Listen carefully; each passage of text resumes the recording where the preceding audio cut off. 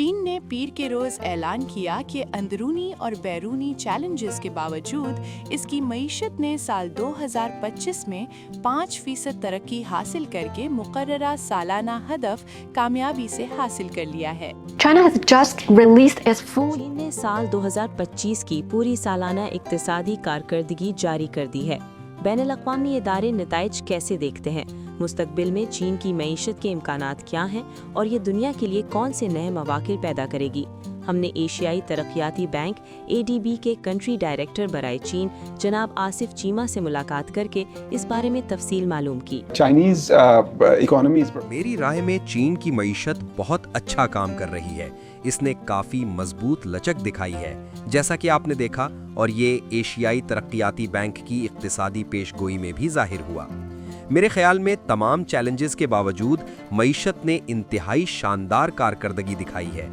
وجہ یہ ہے کہ برآمدات بہت مضبوط رہیں، جبکہ ہائی ٹیک اور نئی توانائی کے شعبوں میں صنعتی سرگرمی بھی بہت فعال رہی۔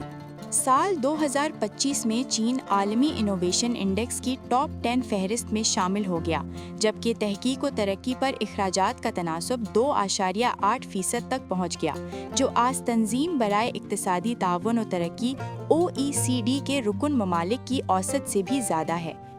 میرے خیال میں جو ہم اس وقت دیکھ رہے ہیں اور جس چیز نے مجھے فی الحال متاثر کیا ہے وہ مصنوعی ذہانت یعنی AI میں چین کی کارکردگی ہے۔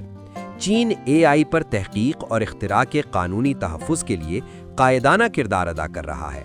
یہ شعبہ نہ صرف AI کے اندر بلکہ روایتی شعبوں میں AI کے انضمام کی مہارت بھی تیار کر رہا ہے، جس سے صنعتی تبدیلی اور پیداواری صلاحیت میں اضافہ ہوگا۔ یہ طویل مدتی پالیسی تعاون، خیالات اور اعلیٰ معیاری افرادی قوت کی مضبوطی اور تحقیق و ترقی کے نتیجے میں ممکن ہوا ہے، جس کے ثمرات اب سامنے آ رہے ہیں۔ مستقبل کے حوالے سے آصف چیمہ نے چینی معیشت پر مکمل اعتماد کا اظہار کیا۔ چین دنیا کی دوسری سب سے بڑی معیشت ہے اور سب سے بڑی برآمدی منڈی بھی۔ براہ راست غیر ملکی سرمایہ کاری میں بھی اس کا اہم کردار ہے۔ یہ عالمی معیشت اور عالمی بحالی کے لیے بہت اہم ہے۔ میری رائے میں، جیسا کہ میں پہلے ہی بتا چکا ہوں، مستقبل کا منظرنامہ نہایت مستحکم ہے۔ مجھے یقین ہے کہ اصلاحات، کھلے پن، سماجی تحفظ کے اقدامات بڑھا کر اندرونی صارفیت کے فروغ اور نجی شعبے کی ترقی کے اقدامات جاری رہے تو ہم پر اعتماد ہیں کہ چین طویل مدتی معاشی ترقی کے اہداف حاصل کر لے گا۔